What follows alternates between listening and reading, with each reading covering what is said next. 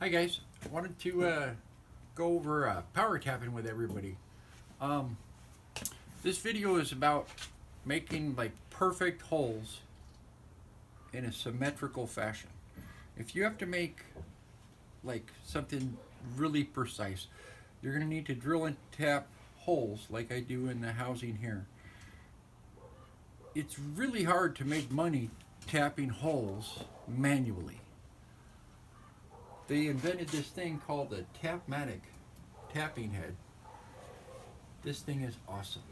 To get that thing to do its trick, you have to have all of your ducks exactly in a row. Then you can tap holes in seconds at a time at a level of precision that you couldn't possibly achieve even with the normal drill press. Both of these drill presses have been modified so that the table rotates but is still totally true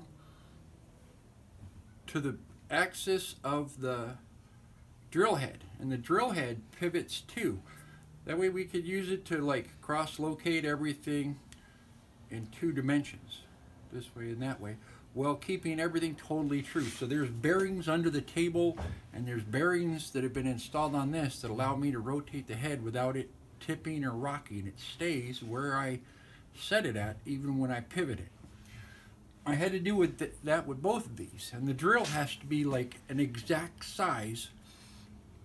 For high-speed tapping, you need like an extra thousandths of drill diameter to make your tapped hole power tap consistently, easily, to get like perfect threads every time. You need just a smidge larger drill, and they actually make them. Then you need to have a collet that holds that particular tap perfectly in the cutter head, exactly true to the center that it's spinning on. All of these things have to be done correctly. By the time you're done setting up to do just to power tap one particular one, this head is set up on a dedicated drill.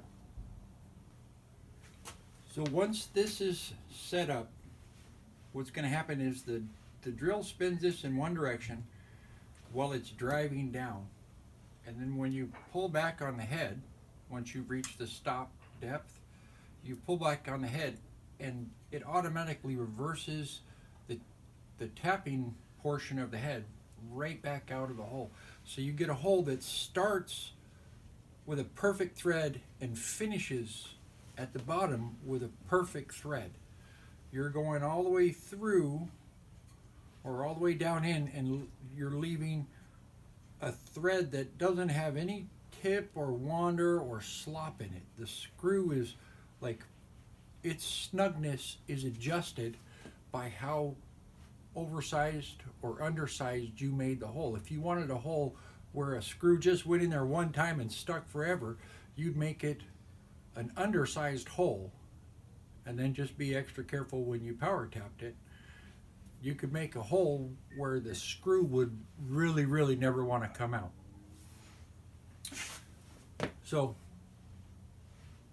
just to give you an idea, if you're thinking about it, you understand that by the time you get this all set up, you're going to be several $1,000s in the hole just to be able to tap them holes straight. But that's what you got to do if you want to be competitive, drilling holes. You're going to have to drill and tap holes faster and cheaper than everybody else. This would be like great if you were doing like knives or putting together radio cabinets or something like that, where you had to put threaded fittings into stuff, or just thread stuff. Everybody in the industry, if you're tapping holes manually, you're doing it wrong. Anyway, hope this video is interesting, and if you want to see more along these lines, I'm thinking I could do a whole bunch of different stuff if you guys like this kind of video. So hit like and subscribe. Thanks.